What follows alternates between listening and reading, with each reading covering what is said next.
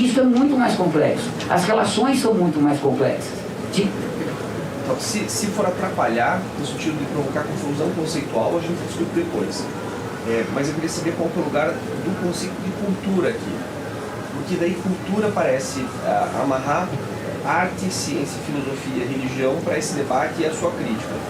E do jeito que a coisa está apresentada, às vezes, não que tenha essa mulher da China, mas não sei como é que conceitualmente se resolve. E a segunda questão é saber se ideologia, a ideologia que atravessa essas diferenças entre filosofia, ciência, religião, etc., ela pode ser compreendida pela sua dimensão funcional, quer dizer, pela função própria da ideologia.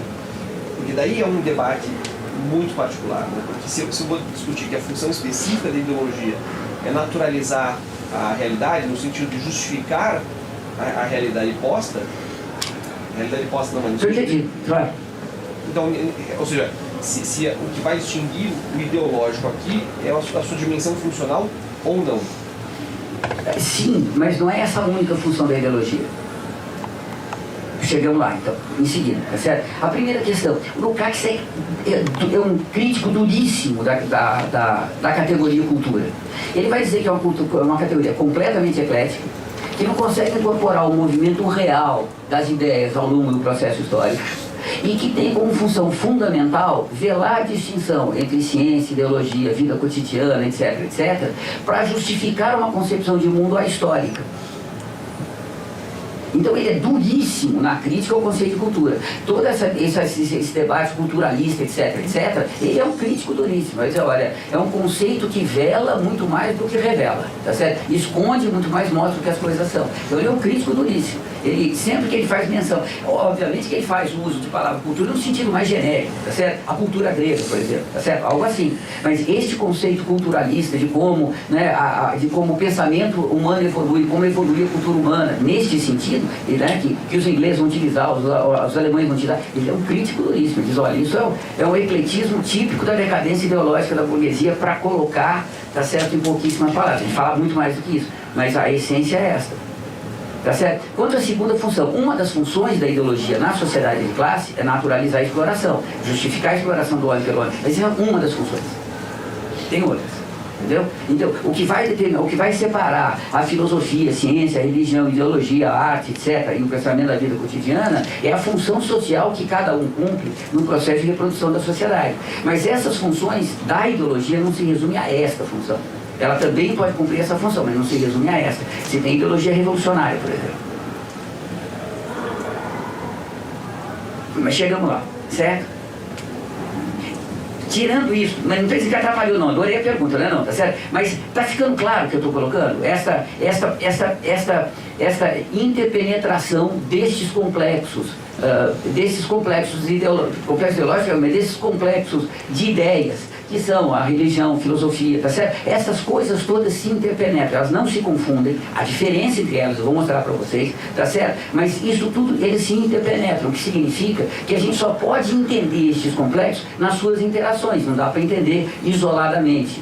Você tinha mais uma pergunta? É só porque eu fiquei curioso na tradução, porque, por exemplo, o significado de cultura em alemão, sabe? Cultura.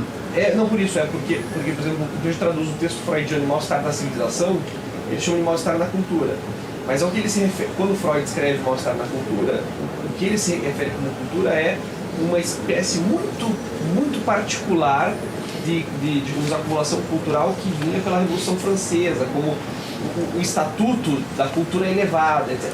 Então, eu não sei se essa contradição aparece quando o Lukács se refere à cultura em alemão.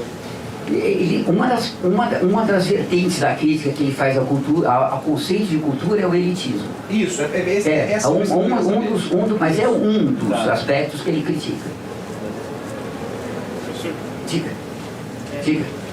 Nesse sentido, o senhor está apresentando a ideologia entra muito no sentido de concepção de mundo.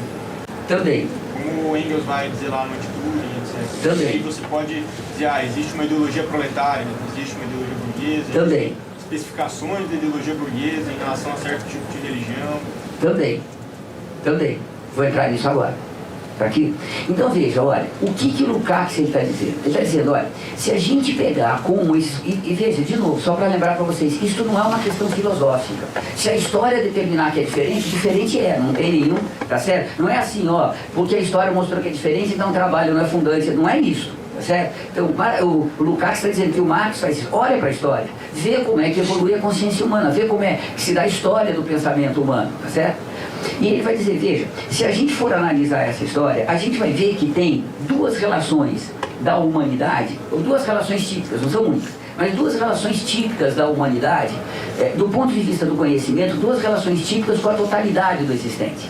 Então veja, você tem a humanidade de um lado, né, e você tem a totalidade do existente do outro lado. Veja, esta relação da humanidade com a totalidade do existente é uma relação que pode ter duas características fundamentais, que podem ter dois pontos de referência fundamental. O primeiro ponto pode ser assim, olha, qual é o lugar do ser humano dentro desta totalidade? E isso, o Lukács, depois de um texto do Marx sobre Balzac, ele vai chamar que esta relação em que a totalidade da sociedade, vamos dizer que o conhecimento vai se dirigir à totalidade para explicitar, descobrir, discutir o lugar do humano ali dentro, o lugar da humanidade ali dentro, ele vai dizer que é um conhecimento antropomorfizador.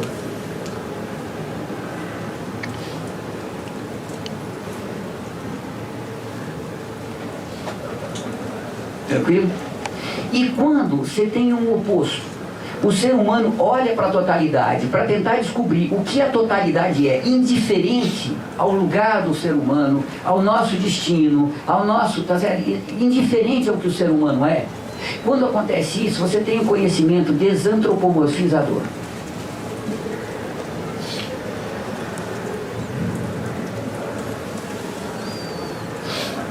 Veja. O que ele está dizendo? Ele está dizendo, olha, se a gente pegar as sociedades mais primitivas, lembra que eu comentei com vocês ontem o animismo das sociedades mais primitivas? A concepção de mundo que vai explicar o mundo pela existência de almas, de deuses, que determinam o comportamento da natureza, tá certo? Veja, isto você tem uma forma de explicar a humanidade, que é uma forma assim, olha, os deuses nada mais são do que super-homens. Como eu, como ser humano, eles não falavam assim, claro, mas objetivando teleologias, sou capaz de colocar uma ordem no meu mundo, de alguma forma, uma ordem no meu mundo. Você tem super-homens, que são os deuses, que colocam ordem no mundo. E eles agem como seres humanos, eles têm vontade, têm raiva, têm teleologia, eles cansam, descansam, eles são super-homens, são humanos. Isso é um processo, veja, de antropomorfização. Você vai explicar a totalidade do mundo a partir da referência humana. E a partir daí você vai explicar por que a minha existência assim não é diferente. Os deuses fizeram a natureza assim, eu estou nesse lugar, então minha existência é essa, está explicado, tá certo? Mas você também tem um conhecimento, e o Lukács, que não é ontologia, no outro texto, ele tem um exemplo super legal, que ele fala, você tem um poeta e um astrônomo olhando o mesmo pôr do sol, que por acaso é um pôr do sol lindo. Certo? O astrônomo está interessado em saber a que momento o disco solar tocou no horizonte para ele determinar se está para o solstício, para o equinócio, para o solstício, está certo exatamente qual é a posição da Terra na órbita ao redor do Sol. É isso que ele está interessado. O poeta está olhando o mesmo pôr do sol e ele está... Que coisa maravilhosa, né? Como eu me sinto pequeno frente a essa beleza, que coisa incrível que a natureza é, como que é possível uma coisa tão linda. E o cara vai fazer um poema. Veja, o poeta e o astrônomo, eles estão descrevendo, eles estão se referindo ao mesmo fenômeno, exatamente igual. E todavia, um está falando, olha, puxa vida, o que é o ser humano? E o outro está dizendo, olha, independente do que é o ser humano, qual é o lugar da Terra na sua órbita ao redor do Sol neste dia, neste momento. Então você percebe que você tem duas formas muito distintas de desenvolver o conhecimento. E ambos são igualmente válidos. Ambos cumprem funções sociais distintas. Veja, o conhecimento antropomorfizador, os dois complexos mais importantes vão ser a arte e a filosofia. E o complexo desantropomorfizador mais importante vai ser a ciência. A ciência ela vai tratar o mundo, vai tentar revelar as conexões do mundo tal como o mundo é, independente do que a gente é. A arte e a filosofia, elas vão se relacionar com o mundo a partir do humano. E o resultado disso é que você passa a ter dois conhecimentos que são distintos, mas necessariamente articulados. Porque não é possível a gente descobrir o que o mundo é fora destas conexões aqui, ó, que são fundadas pelo trabalho, que são amplamente determinadas, predominantemente determinadas pelo desenvolvimento das forças produtivas. Portanto, as ideias que estão entrando aqui na percepção de necessidades e possibilidades são ideias sempre produzidas e determinadas historicamente, percebe? Então, quando lá atrás, né, os astrônomos estavam dizendo o ser humano, né, a Terra é plana, né, o ser humano é essencialmente senhor de escravo. Quando eles estão, Aristóteles não dizia que a Terra era plana, tá certo? Mas quando ele está juntando essas ideias todas, vocês percebem que tem uma mistura de conhecimento antropomorfizante, desantropomorfizante, e isso não é consciente, isso vai se tornar consciente bem depois, tá certo? E que, todavia, as ideias cumprem funções distintas. Porque se você quiser saber qual é exatamente a posição da Terra ao redor do Sol, está começando o inverno ou não, quanto tempo falta para começar o inverno, se você quiser saber isso, o poema não serve para nada. O que serve é a observação que o astrônomo fez. Mas se você quiser falar, puxa vida, mas veja, qual que é o sentido da existência, por que eu existo, por que é possível ter o conhecimento, o que garante que essa continuidade do universo de fato real existe, como é que eu vou entender a relação da gente com todo existente? Veja, o poema tem um papel fundamental, não é o único papel fundamental, mas tem um papel fundamental, e a filosofia também, para esse particular. Então vocês percebem que essas coisas elas estão sempre articuladas, embora elas nunca sejam idênticas. Tranquilo? Então veja, o que vai separar a filosofia e a arte neste particular da ciência, veja, é a função social que elas cumprem neste processo histórico que vai ser fundado por esse complexo que vai sair da sociedade primitiva até agora.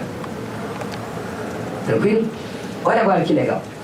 Neste processo de desenvolvimento, a gente tem sempre... Você tinha uma pergunta, não? Não? Veja, nesse processo de desenvolvimento, a gente tem sempre e necessariamente contradições e desigualdades. Alguém de vocês levantava ontem a questão do desenvolvimento desigual e combinado. Lembra que o Trotsky levanta, tira de Marx, etc. Veja, é impossível você não ter contradições. Porque todo o processo, no mínimo, é uma contradição entre essência e fenômeno, no mínimo, tá certo? Você tem elementos de continuidade e ruptura, necessariamente você tem uma desigualdade insuperável entre o desenvolvimento da individualidade e o desenvolvimento das forças produtivas. Inevitavelmente você tem contradições, e contradições que podem ser antagônicas ou não, mas você tem contradições entre os indivíduos que vivem na mesma situação histórica, mas nem tem a sociedade de classe ainda, que vivem na mesma situação histórica, que fazem a mesma atividade econômica, que estão numa sociedade muito simples, mas as escolhas que eles vão fazer incorporam a substância das suas individualidades. E esta substância é necessariamente singular, tem uma história própria, inclusive uma legalidade própria. Quando a gente vai fazer psicanálise, o que a gente está investigando é a legalidade da personalidade da gente, tá certo? Né? Uma psicanálise para valer, é a legalidade da personalidade da gente. Então veja, isto tudo significa, veja, que é impossível você não ter uma vida social que não tenha conflitos de alguma ordem. Isso vale para a sociedade mais primitiva, vale para a sociedade de classe, e aí os conflitos ganham a dimensão de classe, e vale para a sociedade comunista mais desenvolvida, sem classe, sem propriedade privada. Se um dia vier a acontecer, você vai ter conflito lá também, é absolutamente inevitável. E você tem um conjunto de ideias que na vida cotidiana ajuda a dirimir esses conflitos de alguma forma, ou através de uma ruptura revolucionária, ou através da manutenção contra-revolucionária, ou através de um conservadorismo mais intenso, ou através de um progressismo mais intenso, mas das mais diferentes formas, dependendo, claro, do conflito de cada momento, a qualidade do conflito de cada momento. Veja, você tem um conjunto de ideias que vai ajudar a dirimir, a administrar esses conflitos de alguma forma. E quando eu digo de alguma forma, administrar pode ser no sentido mais revolucionário, mais conservador e com tudo que tem no meio, tá certo? Todo intermediário. Veja, o conjunto de ideias que a cada momento vai ajudar a dirimir os conflitos sociais,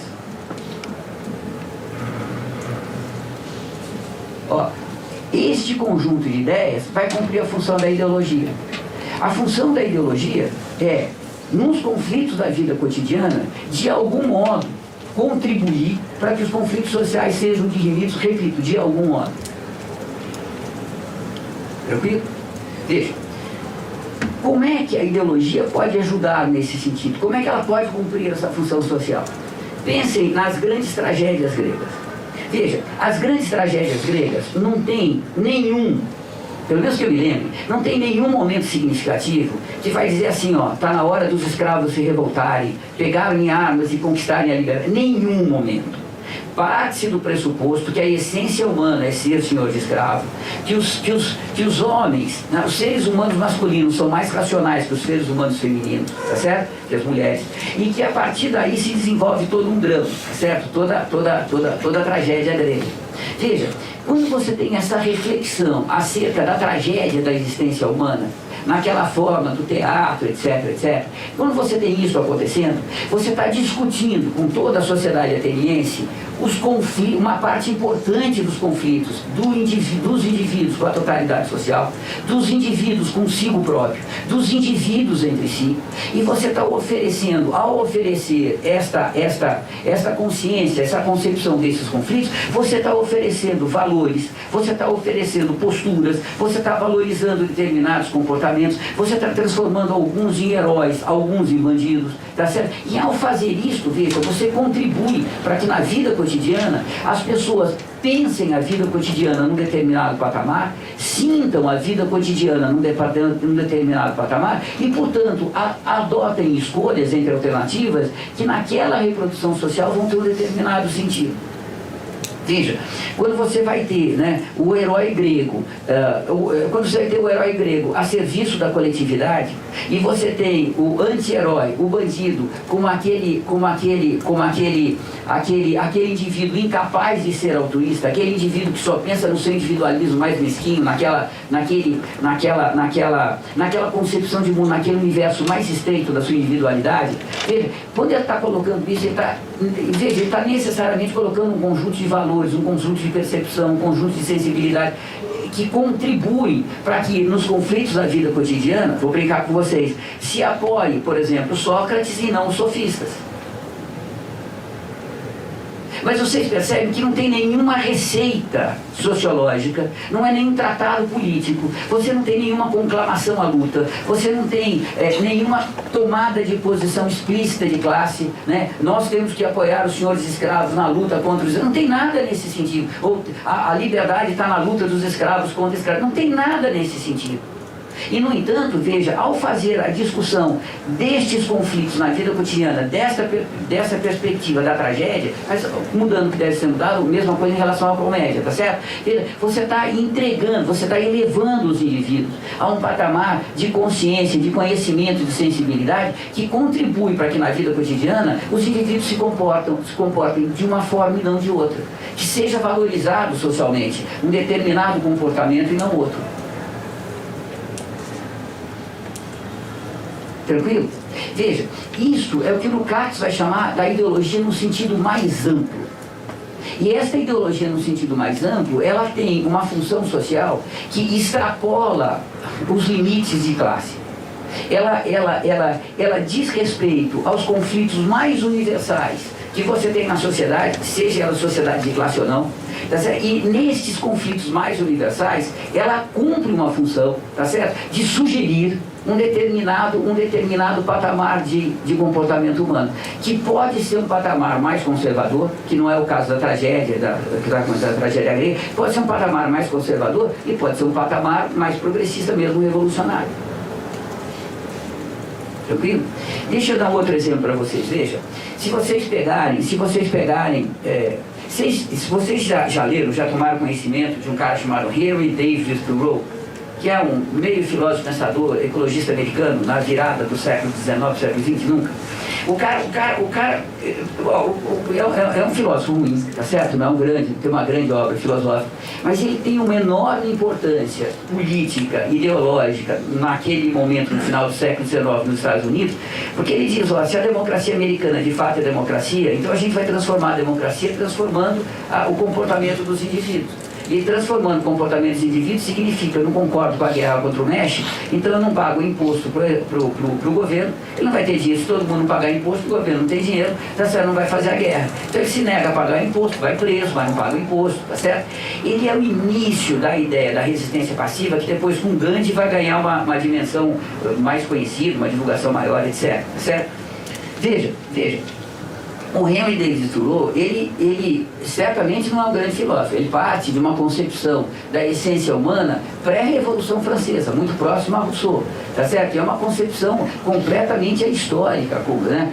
Incitando no século XIX, século XX, completamente ingênua e completamente anacrônica, tá certo? Mas ele tem um papel absolutamente fundamental do ponto de vista político. Ele, de fato, consegue polarizar uma parte da oposição americana. Ele faz uma crítica à democracia americana a partir desse individualismo típico dos Estados Unidos, que é típico do liberalismo em geral, mas nos Estados Unidos tem particularidades, tá certo? E ele elogia esse individualismo de tal forma que esse elogio se transforma na crítica à democracia, ao establishment norte-americano, já no século XIX, conhecido no século XX. Então, claro que ele cumpre um papel importante, mas vocês percebem que aí você tem uma interferência no conflito que é profundamente conservadora, embora ela seja progressista. Porque ele é profundamente individualista, no sentido burguês do termo, é o indivíduo que faz a história, não é a coletividade. A história sai da essência do indivíduo, do comportamento do indivíduo, não da coletividade. Em segundo lugar, porque de fato ele acredita que a democracia é onde a maioria manda. Isso é profundamente conservador, não tem nada de revolucionário. Mas quando, veja, ele leva isso à luta de classe, à luta política concreta, e fala, não podemos pagar imposto, sou contra a guerra comércio, ele cumpre um papel extremamente progressista. O que eu estou tentando mostrar para vocês? Veja, quando ele está lançando uma concepção de essência humana rigorosamente falsa, já completamente ultrapassada pela história, quando ele está pregando ser a democracia, o que a democracia diz que a democracia é que a democracia nunca foi. Veja, quando ele está fazendo isso, ele está cumprindo um papel ideológico profundamente conservador. E todavia, na luta política e ideológica, ele está na esquerda da esquerda da esquerda americana, é o mais progressista. Sempre de mais progressista, mas de muito progressista tem naquele momento histórico. Vocês percebem como este papel de interferir nos conflitos sociais, de dirimir de uma forma ou de outra os conflitos sociais, pode ser cumprido por uma concepção conservadora, pode cumprir um papel progressista, e o oposto pode ser o contrário também. De novo, para a gente entender a função ideológica de um determinado conceito, de uma determinada ideia, de uma determinada concepção de mundo, a gente tem que ver a função social concreta que ela está exercendo em cada momento histórico. Não dá para a gente dizer, é filosoficamente verdadeiro, é revolucionário, é filosoficamente falso, é contra-revolucionário. Muitas vezes é assim, mas não necessariamente todas as vezes é assim. Depende de como as coisas vão se desdobrar. Veja, quando o Hitler, né, e o Chamberlain, eles vão dizer, né, a raça ariana, que eles vão identificar com a raça alemã, né, que a raça ariana é a raça superior de todas, e por causa disso o imperialismo alemão tem direito e obrigação de fazer uma expansão imperialista mano-militar, para assim conquistar o espaço de vida necessário aos arianos e assim levar a humanidade para frente. Veja, isso é uma tresloucada loucura já naquela época. Do ponto de vista científico, está certo dizer que a raça ariana é superior, dizer que existe uma raça ariana já é um problema, mas dizer que é superior é uma tresloucada loucura, tá certo? Não preciso nem argumentar com vocês isso. E todavia, veja, esta ideia rigorosamente falsa, absurdamente falsa, vai se transformar na prática cotidiana como algo rigorosamente verdadeiro e vai ajudar a lançar a nação alemã na Segunda Guerra Mundial, que vai ser a tragédia que foi para todos, inclusive os alemães. Mas vocês percebem, o fato de ser rigorosamente falsa, barbaramente falsa, insustentável como verdade em qualquer sentido, não diminui a sua capacidade de dirimir os conflitos sociais no sentido que nós vamos transformar o imperialismo alemão de um imperialismo de segunda ordem no imperialismo de primeira ordem, fazendo essa expansão que vai ser a Segunda Guerra Mundial, etc, etc. Isso moveu milhões, matou milhões, tá certo? A rigor 46 milhões de mortos, né? Então, vocês pensam, é claro que não foi só isso que matou, né? Mas participou desse processo. Veja, vocês percebem como o papel da ideologia, ele é um papel que ela interfere para dirimir os conflitos sociais, mas essa interferência, esse papel, pode ser o mais revolucionário, o mais progressista, o mais conservador, pode ter por base concepções verdadeiras, cientificamente verdadeiras, filosoficamente verdadeiras ou falsas. Veja, quando você vai ter um cara como o Jaspers, vocês conhecem o Jaspers, aquele filósofo cristão alemão, tá certo? Veja, quando o Jaspers vai dizer todos os seres humanos são iguais, porque a Bíblia diz, e portanto a raça ariana não é superior a nenhuma outra raça. Quando ele está dizendo isso, ele está dizendo do ponto de vista filosófico e do ponto de vista histórico, para ser científico, uma barbaridade. Quem diz que a Bíblia é uma referência científica para qualquer coisa, tá certo?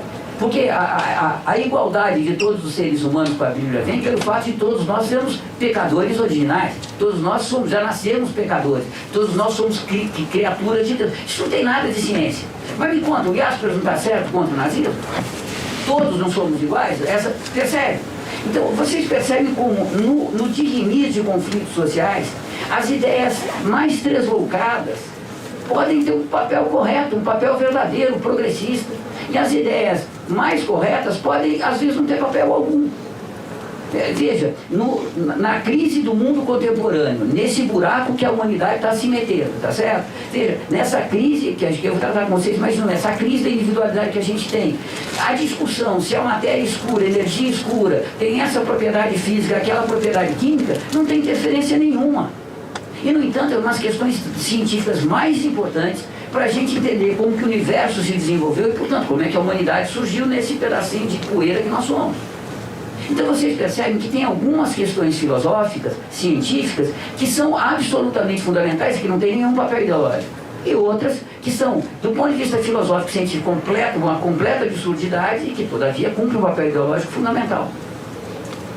Veja, isso significa que você tem, né, neste complexo da ideologia, aquilo que eu estava tentando argumentar para vocês, que tem nos outros complexos sociais, da ciência, da filosofia, da arte. Vocês percebem que tem uma interpenetração que não identifica um com o outro, mas que torna impossível, através de qualquer critério lógico ou gnoseológico, você estabelecer uma clivagem clara entre eles, porque essas coisas todas se interpenetram. Então, para a gente entender a história do pensamento humano, a gente tem que entender, olha, como que o desenvolvimento da filosofia, sem deixar de ser desenvolvimento da filosofia, também cumpre, em alguns momentos, determinados papéis ideológicos, que vão variando ao longo da história. Que o desenvolvimento da ciência, sem deixar de ser desenvolvimento da ciência, em alguns momentos cumpre funções filosóficas, em alguns momentos cumpre funções ideológicas, progressistas, conservadoras, de o que for. E que a ideologia, muitas vezes, tá certo, cumpre uma função científica, filosófica, avançada, conservadora ou não, e outras vezes não. E que, além disso, você tem um bolo de pensamento e sentimento humano, que não é ideologia, não é filosofia, não é ciência, são pensamentos humanos, no caso da chama, são pulsões da subjetividade, que a gente tem e que, na reprodução social, não cumpre nenhuma dessas funções. Tranquilo? Então, veja, o que o Lukács está argumentando é que se a gente pegar a história da humanidade, a gente vai ver que a gente tem um processo de desenvolvimento dos complexos ideológicos que tem o seguinte delineamento geral, a seguinte tendência universal. Você tem, veja, antes do surgimento das sociedades de classe, no modo de produção primitivo, que você tem um trabalho de coleta, você tem uma concepção de mundo, você tem uma ideologia, cuja grande característica é o seu fundamento animista. E esta concepção de mundo, esta ideologia animista, vai servir para a humanidade, nesse longo momento histórico, organizar o seu conhecimento da totalidade social, auxilia a organizar o conhecimento científico, o conhecimento filosófico, vai servir de base para todo o desenvolvimento da religião, tem uma interferência, tem uma conexão muito íntima com o desenvolvimento artístico, tá certo? E que a ideologia vai se desenvolver neste momento como algo sem ser completamente homogêneo, mas como algo muito uniforme em cada sociedade. Então você tem no interior de uma determinada tribo, todos os indivíduos compartilham de uma determinada religião, ainda que possam ter discordância entre eles, mas todos compartilham uma determinada religião, uma determinada concepção de mundo. Se você perguntar para qualquer membro da tribo como é que a tribo surgiu, eles vão contar mais ou menos a mesma lenda, mais ou menos o mesmo mito. Eles falam uma linguagem muito parecida, tá certo? Então, claro, cada indivíduo utiliza aquele substantivo, aquele adjetivo, aquele verbo de uma forma particular, mas é aquele adjetivo, aquele verbo, aquele substantivo, de um conteúdo muito próximo. As individualidades aqui são individualidades são sempre singulares, mas muito parecidas entre si, porque o campo de possibilidades e necessidades, objetivas e subjetivas, com aquele parco desenvolvimento das forças produtivas ainda é muito restrito. Quando surge a sociedade de classes, a partir da Revolução Neolítica,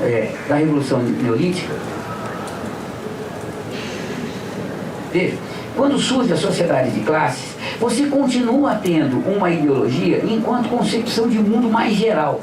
Então, se você pegar uma sociedade escravista, uma sociedade feudal, uma sociedade capitalista, veja, os indivíduos falam a mesma linguagem, mais ou menos, já não é tão igual, mas mais ou menos. O escravo sabe que ele é escravo, o senhor de escravo sabe que ele é senhor de escravo. Você não tem que todo dia fundamentar porque o escravo é escravo, o senhor de escravo é escravo. Eles compartilham de valores mais ou menos semelhantes, tá certo? Então o senhor de escravo diz, ó, você vai produzir telha. Ele diz, o melhor é eu produzir telha. A diferença é, o senhor de escravo diz, você vai produzir telha porque vai me tornar rico. E o cara vai dizer, eu vou produzir telha porque eu não quero morrer hoje. Claro que tem uma diferença, mas ambos concordam que ele vai produzir telha, ele vai produzir telha. Se você chega no feudalismo, veja, todos concordam que todos nós somos pecadores originais. E que como o Papa é o único que tem contato com o Espírito Santo, o Papa é infalível. Então quem melhor do que o Papa para nos conduzir à salvação? Então, claro, nós temos que obedecer a igreja, passar a pagar o dízimo, o senhor feudal, etc, etc.